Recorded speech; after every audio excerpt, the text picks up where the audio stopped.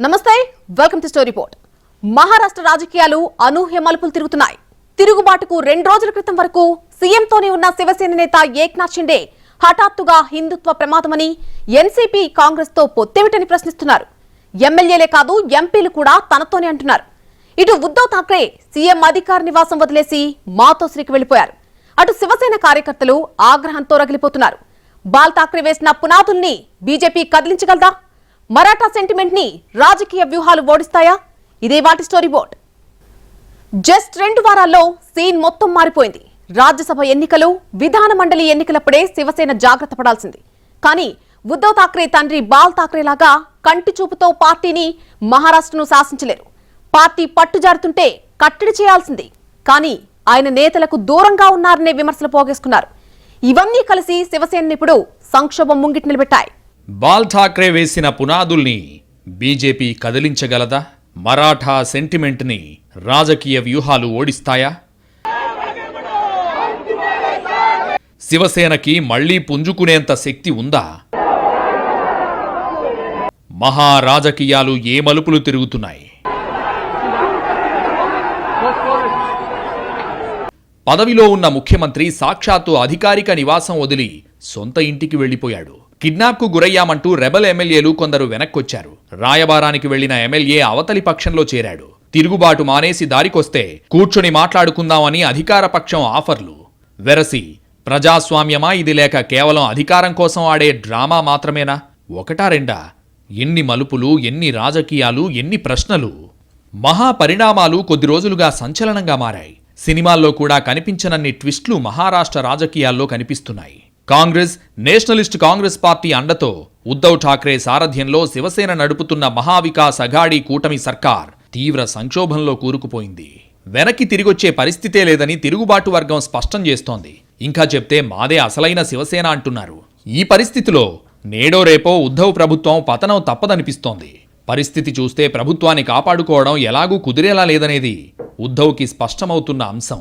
ఈ సమయంలో ప్రభుత్వం సంగతి తర్వాత చివరికి పార్టీ అయినా మిగులుతుందా లేదా అనే ప్రశ్న రాజకీయ పక్షాల్లో వినిపిస్తోంది. 3 రోజులు దాటినా ముగిసిపోని మహారాష్ట్ర సంక్షోభంలో తెర ముందు కనిపిస్తున్నది కొందరే. వెనకున్నదెవరనే చర్చ పెద్ద ఎత్తున ఉంది. ప్రభుత్వాన్ని కూలదోయడానికి ఇదంతా బీజేపీ ఆడిస్తున్న ఆట అని మమతా బెనర్జీ సహా ఎంతోమంది ఆరోపిస్తున్నారు. బీజేపీ మాత్రం ఇందులో మాకే సంబంధం లేదని చెప్తోంది. మరోసారి సీఎం పీఠం ఎక్కాలని తప్పిస్తున్న దేవేంద్ర ఫడ్నవీస్ సహా సీనియర్ బీజేపీ నేతలెవరూ నోరు మెదపడం లేదు. అటు తిరుగుబాటు ఎమ్మెల్యేల బృందం బీజేపీ పాలిత రాష్ట్రం గుజరాత్లోని సూరత్, అక్కడి నుండి అసోంలోని గౌహటి దాకా ప్రత్యేక విమానాలు, బస్సుల్లో 100 కిలోమీటర్లు వెళ్లడం, స్టార్ హోటళ్లలో అకామిడేషన్, ప్రతి చోట బీజేపీ పాలిత రాష్ట్రాల పహారా. ఇవన్నీ చూస్తుంటే తెర వెనుక ఉన్నదెవరో, స్క్రీన్ ప్లే, డైరెక్షన్ ఎవరిదో స్పష్టమవుతుంది.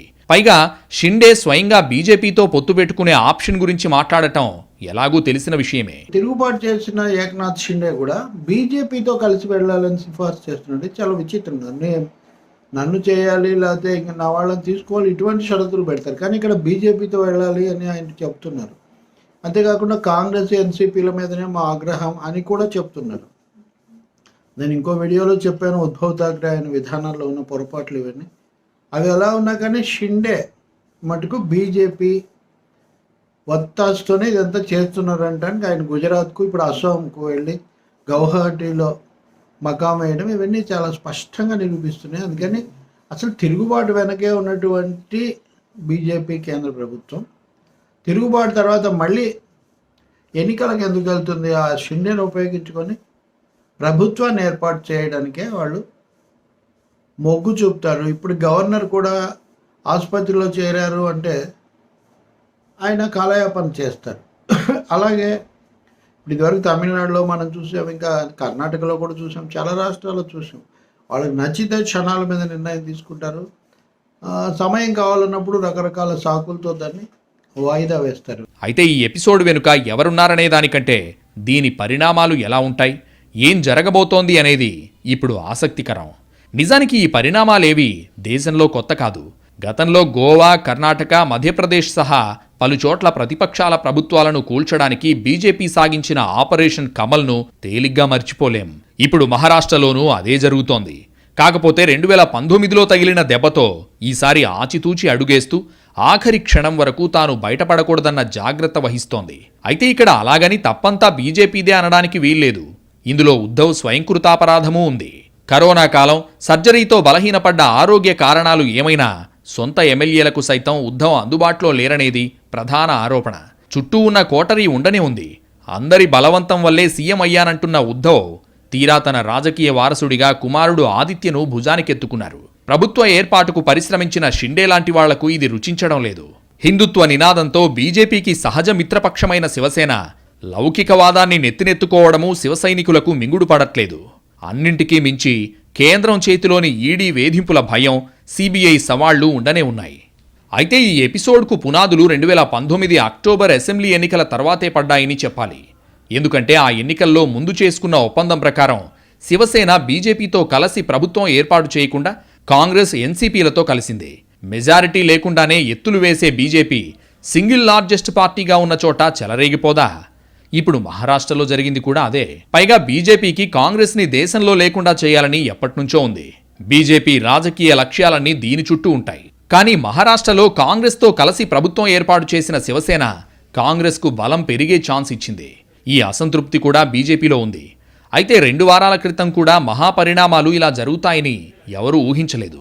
రాజ్యసభ ఎన్నికల్లో, ఆ వెంటనే విధాన పరిషత్ ఎన్నికల్లో ఎదురైన ఓటములతో 2 వారాల్లో ఉద్ధవ్ నేతృత్వంలోని కూటమి కోట బీటలు వారిపోయింది. శివసేనకు కొంతకాలంగా అంగబలం, అర్థబలమైన ఏక్నాథ్ షిండే రూపంలో ముప్పు ఉందని ఎవరూ ఊహించలేకపోయారు. 285 స్థానాలున్న మహారాష్ట్ర అసెంబ్లీలో మొన్నటిదాకా 55 స్థానాలున్న శివసేన ఇప్పుడు 16 సీట్ల ఉద్ధవ్ సేనగా, 39 సీట్ల షిండే శివసేనగా చీలిపోయిందని తెలుస్తోంది. బాల్ ఠాక్రే గర్జింపులతో శివసేన బలంగా మారితే ఉద్ధవ్ ఠాక్రే మృదు స్వభావం ఆ పార్టీకి నష్టంగా పరిణమించిందనే వాదన వినిపించింది. గతంలో కూడా ఇలాంటి సంక్షోభాలు 3 చవిచూసింది శివసేన. కానీ అప్పుడు జరిగిన నష్టం స్వల్పమే.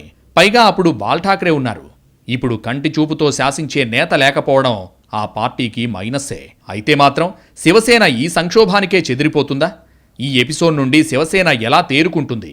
అంతటి శక్తి ఆ పార్టీకి ఉందా? ఇవన్నీ ఇప్పటికైతే ప్రశ్నలే.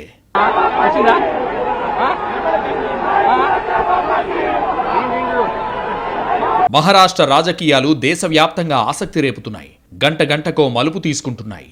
ఇప్పటికే 40 మంది వరకు ఎమ్మెల్యేలు ఏక్నాథ్ షిండే శిబిరంలో ఉంటే ఇప్పుడు కొందరు ఎంపీలు కూడా ఏక్నాథ్ షిండే వైపు ఉన్నట్లు ప్రచారం జరుగుతోంది. ఉద్ధవ్ ఠాక్రేపై తిరుగుబాటు బావుటా ఎగురవేసిన ఏక్నాథ్ షిండే ప్రస్తుతం అసోంలోని గౌహటిలో ఉన్నారు.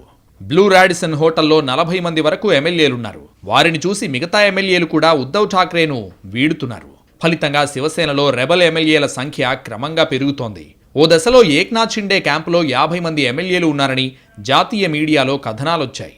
ఎమ్మెల్యేలు, ఎంపీలే కాదు, బీఎంసీ కార్పొరేటర్లు, పార్టీ జిల్లా అధ్యక్షులు కూడా షిండేతో టచ్లో ఉన్నారనే వార్తలు వినిపిస్తున్నాయి. బాల్ ఠాక్రే వారసులం తామేనని, అసలైన శివ సైనికులం తామేనంటున్నారు ఏక్నాథ్ షిండే. 14 మంది రెబల్ ఎమ్మెల్యేలపై ఉద్ధవ్ ఠాక్రే సస్పెన్షన్ వేటు వేశారు. అయితే 37 మంది శివసేన ఎమ్మెల్యేలు రాష్ట్ర గవర్నర్, డిప్యూటీ స్పీకర్కు లేఖలు రాశారు.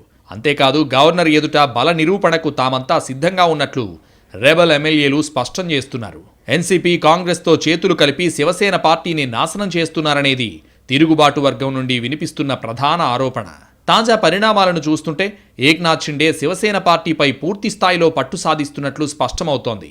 సొంత పార్టీలోనే సీఎం ఉద్ధవ్ ఠాక్రే ఒంటరిగా మిగిలిపోయారు. ఇంతటి హైడ్రామా మధ్య మహారాష్ట్రలో నెక్స్ట్ ఏం జరగబోతోందన్నది ఉత్కంఠ రేపుతోంది.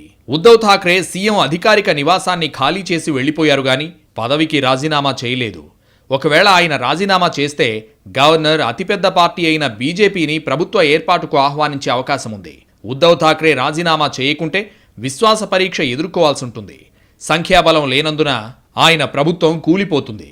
ఆ తర్వాత శివసేన రెబల్స్తో కలిసి బీజేపీ ప్రభుత్వాన్ని ఏర్పాటు చేయొచ్చు. ఒకవేళ మ్యాజిక్ నంబర్కు సరిపడా సంఖ్యాబలాన్ని బీజేపీ పొందలేకుంటే మహారాష్ట్రలో రాష్ట్రపతి పాలన విధించొచ్చు. ఈ సంక్షోభం ఇలాగే కొనసాగితే మళ్లీ అసెంబ్లీ ఎన్నికలు జరిగే అవకాశం ఉంది. ఇప్పటికైతే పార్టీ ఫిరాయింపుల నిరోధక చట్టం పరిధిలోకి రాకుండా ఉండడానికి కావాల్సిన 3/2 అంకెను షిండే వర్గం చేరుకుందనిపిస్తోంది. 106 సీట్ల బీజేపీ షిండే సేనతో కలిసి మెజారిటీ మార్క్ 144ను దాటడం పెద్ద కష్టం కాదు. ఈ రాజకీయ సంక్షోభం మధ్య క్యాడర్ను ఐక్యంగా ఉంచడానికి చివరి ప్రయత్నంగా శివసేన అధినేత ఉద్ధవ్ ఠాక్రే బీఎంసీ కార్పొరేటర్లను సమావేశానికి పిలిచారు. అంతకుముందు అన్ని జిల్లాల అధ్యక్షులతో సమావేశం నిర్వహించారు. పార్టీ క్యాడర్ ఎవరి వైపు ఉందో తెలుసుకోవడానికి ప్రయత్నించారు. ఎమ్మెల్యేలు, ఎంపీల తర్వాత శివసేనలో తదుపరి పెద్ద చీలిక బీఎంసీ కార్పొరేటర్ల మధ్య ఉండబోతోందని ప్రచారం జరుగుతోంది. బీఎంసీని 1989 నుండి శివసేన ఏలుతోంది. అక్టోబర్, నవంబర్లో జరగనున్న బీఎంసీ ఎన్నికలపై ఈ సంక్షోభ ప్రభావం ఉంటుందనే వాదనలున్నాయి. ఈ మొత్తం వ్యవహారంలో శివసేన తన బలాన్నే కాదు, తన పూర్వ ప్రాభవాన్ని పోగొట్టుకుందని కొందరి వాదన. ఒకప్పుడు శివసేనదే రాజ్యమైన మహారాష్ట్రలో కొన్నేళ్లుగా బీజేపీ అనూహ్యంగా పెరిగితే శివసేన ఊపు తగ్గింది. యూపీ తర్వాత మరో పెద్ద రాష్ట్రమైన మహారాష్ట్ర కమలనాథుల వశమైతే దేశంలో బీజేపీ సాగిస్తున్న ఆపరేషన్ కమల్లో మరో టార్గెట్ పూర్తయినట్టే. కానీ మరాఠీ సెంటిమెంట్ను అంత తేలిగ్గా తీసిపారేయలేం. మహారాష్ట్రలో బాల్ ఠాక్రే వేసిన పునాదుల్ని తేలిగ్గా తీసుకోలేం. సాధారణ వ్యక్తిగా మొదలై కార్టూనిస్టుగా, ఉద్యమకారుడిగా, కింగ్ మేకర్గా ఎదిగిన బాల్ ఠాక్రే దాదాపు 4 శతాబ్దాలు ముంబైని, మహారాష్ట్రను శాసించారు. బాల్ ఠాక్రే మాతోశ్రీ నుండి కదలకుండా ముంబైని, మహారాష్ట్రని శాసించారు. అసలు ముంబై అంటే శివసేన, శివసేన అంటేనే ముంబై. మరాఠా నినాదానికి ఉన్న శక్తిని తక్కువ అంచనా వేయలేం. అలాంటి చోట ఇప్పుడు ఆ పార్టీలో ఎదురైన సంక్షోభం చిన్నా చితకది కాదు. పార్టీ పునాదుల్ని సైతం పెకిలించే రేంజ్లో కనిపిస్తున్న ఇవన్నీ బాల్ ఠాక్రే మహారాష్ట్ర సమాజంలో రగిలించిన సెంటిమెంట్ ముందు ఇవన్నీ చిన్న సమస్యలే అనే వాదనలున్నాయి. అంతెందుకు, సీఎం అధికారిక భవనం నుండి ఉద్ధవ్ ఠాక్రే వెళ్తూ కూడా శివ సైనికుల్లో రగిల్చిన సెంటిమెంట్ కూడా సామాన్యమైంది కాదు.